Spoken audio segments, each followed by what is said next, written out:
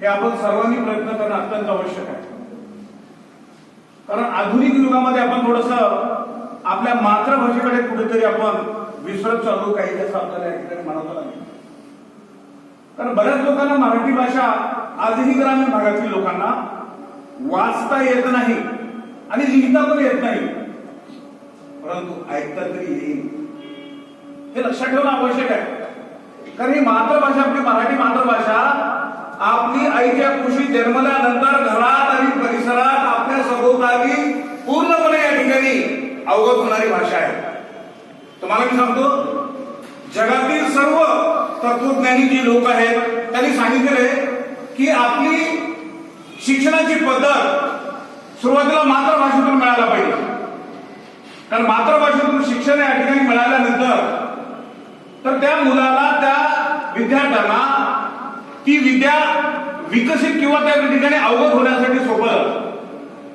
परकीय भाषा, मला कोणत्या भाषेचा विरोध नाहीये, मी इंग्रजीचा भाषेचा विरोध करत नाही, मराठीचा किंवा हिंदी असेल, उर्दू असेल किंवा जगातली कोणती भाषा असेल, मला त्या भाषेचा विरोध नाहीये. मात्र या ठिकाणी खोसून सांगतो, कारण ज्या संकल्पना आपल्या घरामध्ये आपल्याला जे मिळतात शिक्षणातून, ती भाषा आपली विकसित होणं अत्यंत आवश्यक आहे. तुम्हाला मी सांगतो, 10वीचा तुम्ही निकाल द्या, 12वीचा निकाल द्या, कोणत्याही शिक्षणाचा निकाल द्या, तुम्हाला छातीतोड सांगतो, निकाल 60% 65% लागलेला आहे, तर 40% 35% विद्यार्थी नापास झालेले. तुम्ही त्याचा अहवाल काढा, ते विद्यार्थी कशामध्ये नापास झालेले? इंग्रजीमध्ये नापास झालेले. इंग्रजी भाषा त्यांना अवघड वाटत असल्यामुळे ते विद्यार्थी मागे पडले. आजही आपल्याकडे अशी व्यवस्था नाही, नापास झालेल्या विद्यार्थ्याला ऍडमिशन अशी नाही कुठे. नापास झालेला विद्यार्थी आहे 10वी, त्याला तर एकदा नापास झाला तो मागे पडतो. आपल्याला शिक्षणाच्या प्रवाहात आणायचंय त्याला, आपल्याला समाजाच्या प्रवाहात आणायचंय त्याला. जे चांगले आहे ते गुणवान आहे, ते धर्मान आहे, त्याच्याबद्दल नोडव ते तर खूप चांगलेच आहे. इंग्रजी ही भाषा येऊ नये असं मी म्हणत नाही, जरूर यायला पाहिजे. मात्र आपली मराठी भाषा समृद्ध व्हायला पाहिजे, दृढ व्हायला पाहिजे, आपली मराठी भाषा विकसित व्हायला पाहिजे. जगातले कोणते विकसित असलेले राष्ट्र, उदाहरणार्थ तुम्हाला सांगतो, रशिया आहे, जपान आहे, जर्मन आहे, या लोकांनी मातृभाषेतून शिक्षण विद्यार्थ्यांना त्या ठिकाणी दिलेलं आहे आणि ते विद्यार्थी खूप पुढे जात आहेत. आजही आपल्या या ठिकाणी पहिलीपासून आपल्याकडे इंग्रजीचा वेळ लागलेला आहे. मी आता सांगितलं, मला विरोध नाहीये, तुम्हाला जगाच्या लेवलवर जायचं असेल तर तुम्ही इंग्रजी भाषा तुम्ही जरूर विकसित करावी, हिंदी भाषा राष्ट्रभाषा आहे म्हणून ती जरूर विकसित करावी, पण मराठी भाषा आपल्याला सोडता येणार नाही. इंग्रजी मीडियमचे विद्यार्थी असलेले मी त्यांना बघितलेलं आहे की त्यांना मी प्रश्न विचारतो. त्यांना मी शिकवत असताना ठिकाणी, आता मी 11वी 12वीला बायोलॉजी विषय शिकवतो, आपल्याला माहित असावं, ते इंग्रजीमध्ये, मराठीमध्ये नाही. फिजिक्स मराठीमध्ये नाही, त्याच्यानंतर केमिस्ट्री मराठीमध्ये नाही, मेडिकलचं त्या ठिकाणी शिक्षण मराठीमध्ये नाहीये, इंजिनिअरिंगचं शिक्षण मराठीमध्ये नाहीये. व्हायला पाहिजे. ज्यांना इंग्रजीमधून घेता येईल ते जावं, बिलकुल त्यांच्याबद्दल आमचं दुमत नाहीये. परंतु एखाद्या विद्यार्थ्यांना मेडिकलचं शिक्षणाला मराठीमध्ये घ्यायचंय, डॉक्टर व्हायचंय, का नको? जालन्याचा एक विद्यार्थी त्या ठिकाणी IAS झालेला, शेख नावाचा, त्या ठिकाणी त्याचं नाव मला काही लक्षात येत नाही, अन्सार शेख, तो IAS झाला, मराठी विषय घेऊन जायचा. म्हणजे ह्याचा अर्थ असा नाही की मराठी भाषा आपली समृद्ध व्हायला पाहिजे, मराठी भाषा येत नाही म्हणून तो विद्यार्थी त्या ठिकाणी पाठीमागे शिक्षणाच्या प्रवाहातून बाहेर पडता कामा नये. कारण मराठी भाषा आपली समृद्ध झाली, समजायला सोपं आहे. संकल्पना शिक्षणातून, मला मी सांगतो की शिक्षणाचा PhD असल्यामुळे मला त्या विषयावर बोलणं अत्यंत आवश्यक आहे. कारण लोकांना माझ्याकडे अपेक्षा येते, शाळेमध्ये त्या ठिकाणी मराठी भाषा त्या ठिकाणी विकसित होण्यासाठी शाळेमध्ये तो विद्यार्थी तो चांगल्या पद्धतीने जर मराठीमध्ये त्या ठिकाणी शिक्षण जर घेत असेल तर त्याला शिक्षणाच्या प्रवाहामध्ये पुढे जाण्यासाठी प्रवास करायला पाहिजे आपण. आता शासनाची काय जबाबदारी आहे आपल्याला ते माहिती, पण आपण शासन करते आपण आहोत, शासन आपण आहोत, आपण काळजी करायला पाहिजे. शासनावर जबाबदारी सोडून चालत नाही. शासन म्हणजे कोण? तुम्ही आम्ही. आपल्या मराठी भाषेला विकसित करण्यासाठी, प्रवाहामध्ये आणण्यासाठी आपल्याला त्यासाठी आपली भाषा, मातृभाषा आपल्याला दैनंदिन जीवनामध्ये बोलावी लागते. कधी कधी आता कवी म्हणून या ठिकाणी माझी ओळख झाली. कधी कधी आम्ही कविता करत असताना आमच्या कवितेमध्ये कधी मराठी मराठीमध्ये कविता करत असताना दुसरी शब्द येतात. आता आम्ही कवी लोक त्या ठिकाणी जे शब्द तिथं फिट वस्तू त्या ठिकाणी त्याला सिद्धी करतो. कधी कधी आपल्याला माहिती आहे आपल्या लॉच्या नियमामध्ये, कायद्यामध्ये सुद्धा या ठिकाणी मराठी शब्दच्या ऐवजी दुसरी सुद्धा उर्दू शब्द आहेत, अरबी आहे, हे त्याच्यामध्ये येतात. परंतु आपण जास्तीत जास्त मराठी भाषा हे विकसित करण्यासाठी आपण प्रयत्न करायला पाहिजे. लेकरांचं शिक्षणाचं प्रमाण जास्त वाढेल, लेकरं त्या ठिकाणी पुढे शिकून पुढे जातील. काही परकीय भाषामुळे आजही तुम्हाला सांगतो शिक्षणाच्या प्रवाहातून विद्यार्थी पाठीमागे गेले. आता मी विद्यार्थ्यांना शिकवत असताना माझ्या समोर मराठी मीडियमचे विद्यार्थी असतात, इंग्रजी मीडियमचे असतात आणि उर्दू मीडियमचे असतात. आता त्या ठिकाणी सगळ्यांचे आता माझ्यासमोर प्रॅक्टिकल अनुभव आलेला. उर्दूच्या विद्यार्थ्यांना मी शिकवत असताना इंग्रजीचं ट्रान्सलेशन मी मराठीमध्ये करतो. कोणती एका भाषेमध्ये मराठी भाषेमध्ये मी करेन. मराठी त्यांना कळते, परंतु काही काही शब्द मराठीचे कळत नाही. जमिनीमध्ये ओलावा असल्यानंतर पीक चांगलं असं मी बोलत असताना बोललो मी. ओलावा म्हणजे काय उर्दूच्या विद्यार्थ्यांना माहिती. मला काय म्हणायचंय की उर्दू असेल कुठे असेल, मराठी तुमची मजबूत असायला पाहिजे असं माझं ठाम मत.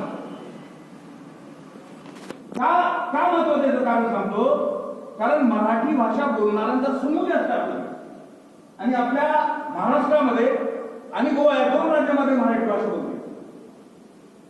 देशामध्ये मराठी भाषा 3ऱ्या क्रमांकावर आहे आणि त्या 3ऱ्या क्रमांकावर, कारण लोकसंख्येच्या जे ते लोक बोलतात त्यांच्या प्रमाणानुसार 3ऱ्या क्रमांकावर मराठी भाषा आणि जगामध्ये आपली भाषा 15व्या क्रमांकावर आहे. आणि 9व्या शतकापासून ही मराठी भाषा बोलण्यासाठी सुरुवात झाली आणि ही भाषा सुरू होत असताना या ठिकाणी आपल्याला मराठी भाषा विकसित करण्यासाठी आपल्या देशातले पण आपल्या महाराष्ट्रातले खूप संतांनी खूप त्या ठिकाणी प्रगती केली. संत ज्ञानेश्वरांनी तर सांगितलेलं आहे, मराठी भाषेचा गोडवा अमृतापेक्षाही जास्त आहे. काय कमाल झाली. संत एकनाथ असतील, संत तुकाराम असतील, हे कोणत्या विद्यापीठात तरी शिक्षण घेतलेलं नाही, समाजाच्या विद्यापीठात तरी शिक्षण घेऊन समृद्ध झाले आणि समाज घडवण्यासाठी त्यांनी प्रयत्न केला. हे आपल्याला प्रामुख्यानं लक्षात घेणं अत्यंत आवश्यक आहे. आम्ही कविता असतील किंवा आणखी लेखक असतील, साहित्यिक असतील किंवा आणखी नाटक असतील, यांच्या बाबत कविता या ठिकाणी ही भाषा विकसित करण्यासाठी प्रोत्साहन द्यायला पाहिजे. आता माझा मुलगा एक इंग्रजी मीडियम मध्ये होता, त्या ठिकाणी बहुसंख्याक शब्द असं मी वापरला त्यांना, किंवा इंग्रजीमध्ये मेजॉरिटी ऑफ द पीपल्स त्या ठिकाणी बहुसंख्याक. त्याला मी बहुसंख्याक आहे, त्याला इंग्रजीचं ट्रान्सलेशन मराठीमध्ये सांगितलं, परंतु त्याला मराठीचा तो शब्दच नाही. काय झालं, इंग्रजी मध्ये टाकला, पण त्याला इंग्रजीचा अर्थ आपण मराठी सांगितला. आता मराठीचा कळाला तर त्याला कसा अर्थ आला. म्हणजे याचा अर्थ असा की आपली मराठी भाषा समृद्ध होणं अत्यंत आवश्यक. कारण समूह बोलणारा आपला जास्त आहे, मातृभाषा आपली मजबूत असायला पाहिजे. त्यासाठी शिक्षणातल्या व्याख्या असतील, अभ्यासक्रमातल्या व्याख्या असतील, संकल्पना असतील, त्यातला विषयाचा आशय असेल, गाभा असेल. बघा लक्षात घ्या, तुम्हाला सांगतो आजची पद्धत कशी झालेली आहे, घोका आणि ओका, घोकपट्टीचं शिक्षण नाही. तुमचं त्या ठिकाणी शिक्षणामध्ये आकलनावर भर असायला पाहिजे. तुम्हाला ती संकल्पना जर आकलन जर झाली व्यवस्थित तर तुम्ही त्या ठिकाणी व्यवस्थित त्या ठिकाणी तुम्ही समजून घेऊ शकता आणि शिक्षणातली गोडी निर्माण होईल. आणि शिक्षणापासून परावृत्त होत असलेले आम्ही खूप लेकरं बघितले. आता शिक्षणाची पद्धत खऱ्या अर्थात सांगतो सर, ठाकरे साहेब तुम्हाला सांगतो, शिक्षणाची पद्धत आपण ठोकताळा पद्धतीने शिकवतो. आम्ही प्राध्यापक शिकवणार त्या ठिकाणी. आता त्या ठिकाणी असणारे विद्यार्थ्यांचा स्तर वेगवेगळा असतो. कुठेतरी डॉक्टर व्हायचं, इंजिनियर व्हायचं म्हणून सायन्सला आलेले असतात. कधी कधी मी प्रायव्हेट मध्ये बोलतो की ह्या लेकरांची लाईफ सायन्स तर पास होण्याची नाही असं म्हणतो. परंतु त्या ठिकाणी कसं आहे की त्यांना ती संकल्पना जी आहेत ना ते कळतच नाही. इव्हन जरी प्राध्यापक जरी असला, प्राध्यापकाला सुद्धा संकल्पना कळत नाही. मी एका ठिकाणी आमच्या अभ्यासक्रमामध्ये काही मेडिकल इन्स्ट्रुमेंट असलेले त्या ठिकाणी अभ्यासक्रमात असले, मी आमच्या वरिष्ठांनी त्यांना विचारलं त्या ठिकाणी, सर म्हणलं आम्हाला तुम्ही प्रशिक्षण देतात, या इन्स्ट्रुमेंटची आम्हाला माहिती नाही, मेडिकलच्या इन्स्ट्रुमेंटची. तर आम्ही विद्यार्थ्यांना काय सांगावं? म्हणजे कसं माहितीये का, आलं तसं उघड ढकलत चाललं. त्यांनी मला काय म्हणलं, क्या बात कर रहे सर, आप तो डॉक्टर बनाने वाले लोग, बच्चों को डॉक्टर बनाने वाले. हे झालं, मोठ्या पण दिलं, झालं, विषय म्हटला, त्यासाठी घरी. म्हणजे त्या विद्यार्थ्याच्या मनापर्यंत उतरले का नाही, हे शिक्षणामध्ये उणिवा आहे. आणि शिक्षणाचा दर्जा लोक म्हणतायत, मी इथे तुला पण सांगतो, शिक्षणाचा मी पीएचडी असलेला मला अधिकार आहे त्यावर बोलण्याचा. शिक्षणाचा दर्जा घसरलेला आहे. जे चांगले आहे त्याच्याबद्दल दुमत नाही, ते गुणवान आहे, ते धनवान आहे. परंतु जे बॅकमध्ये येतात ते पाठीमागे पडतात. प्रवाहाच्या दिशेमध्ये न येतात, प्रवाहाच्या पाठीमागे येऊन त्या ठिकाणी गळाटणी लागते. त्याचं काय आपल्याला त्यांचा विचार करायचा.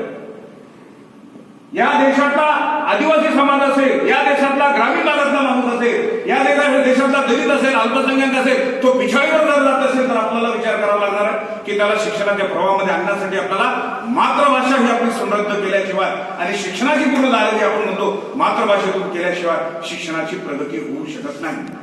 शिक्षणाचा दर्जा खालवण्यासाठी खूप अशा प्रकारचे फॅक्टर जबाबदार आहेत. त्यापैकी हा एक फॅक्टर आहे या आणि आपण ही जर गोष्टी आपण जर लक्षात जर ठेवली, आता आपण सर्व शासनावर सोडून जमणार नाही. समाजसेवेमध्ये काम करणारी, स्वयंस्फूर्त काम करणारी काही लोक असतात, त्यांना येडं लागलेलं असतं. मला सुद्धा घरी येडच म्हणतात. का म्हणतात? कारण आम्हाला कोणी असं बोलवलं की प्रबोधन करण्यासाठी जातो. मी म्हणतो, घरी सुद्धा म्हणतो, मी नोकरी करतो, माझ्या लेकरा बाळांना परपंचाला आणण्यासाठी. त्याच्या व्यतिरिक्त वेळ जर असेल तर मी समाज प्रबोधनासाठी, तर मला त्यातून आत्मिक समाधान मिळतो ना. ठाकरे साहेबांना मी कविता दिली माझ्या जिंकीच्या पद्धतीमध्ये, त्याच्या पाठीमध्ये मी तेच केलं. मी हे का करतो? मला वेळ लागला. कशाचा वेळ लागलाय? समाजाला आपल्याला जे जे खावे ते जगाला सांगे, सगळे जग शाने करून सोडा. जेवढं प्रयत्न आहे तेवढं करू आपण. असं कुणी सांगितलं की आपण फार मोठं करणार, जग बदलणार नाही. तुम्ही जिथे आहात ती जागा बदला, त्याच्यात प्रबोधन होऊ द्या. ते प्रबोधन झाल्यानंतर त्या ठिकाणी आपल्याला खरं निष्पत्ती, खरं सामाजिक आपल्याला एक आत्मिक समाधान मिळेल. जवळची लोक आपल्याला असं म्हणणारच त्या ठिकाणी, झालं तुम्ही गेले, तुम्हाला बोलवले की झालं.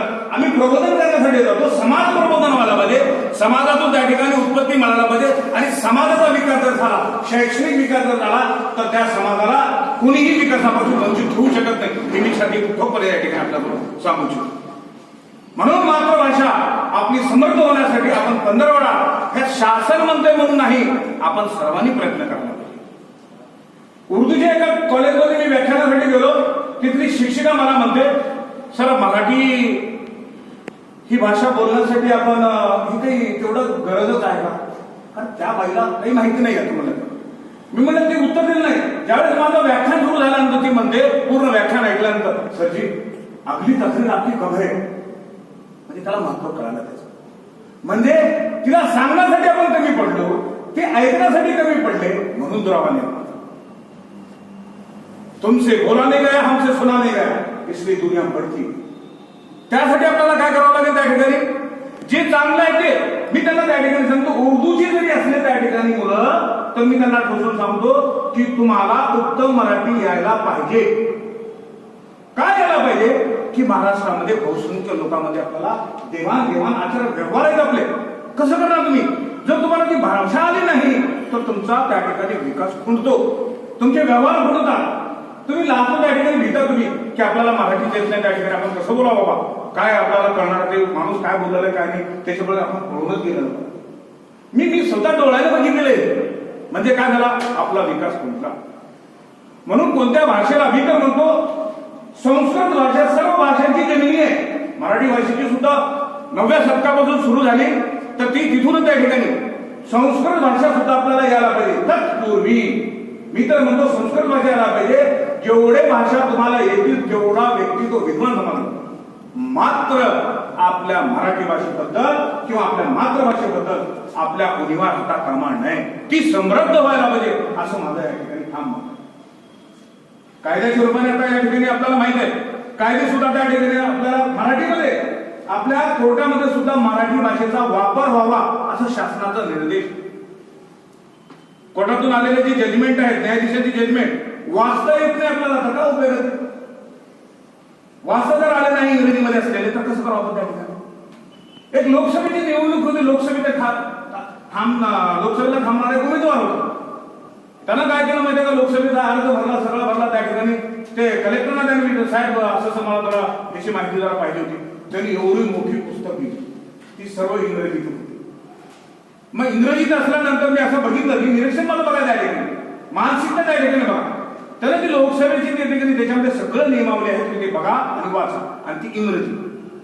एकाने ती पुस्तक उघडली, उघडल्याबरोबर तो उमेदवार काय म्हणतो, फटकन असं बंद करून टाकलं. ही पुस्तक वाचल्यानंतर तर आपण निवडणूकच लढू शकत नाही म्हणतो. का?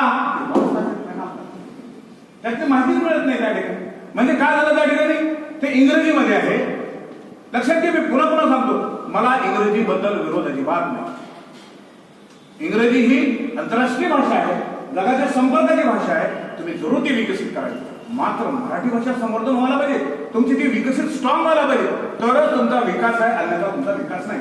म्हणजे तरी ती पुस्तक जर बंद केली, जर मराठीमध्ये राहिली असती तर आपल्यासारखं एखादा म्हटलं तर थांबाव, या पेजवर आपलं कुठेतरी दुसऱ्या विषयाशी संबंधित जर आपण वाचूया.